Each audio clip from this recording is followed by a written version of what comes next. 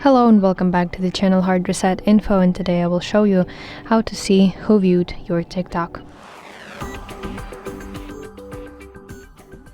So open TikTok on your device and then go to your profile that is located at the bottom side of the screen.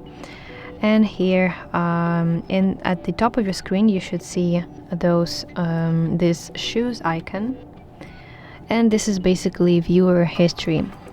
And you want to press turn on, and here people who viewed your profile in the past 30 days will appear here. But a little note that only those who have turned on this setting will be shown.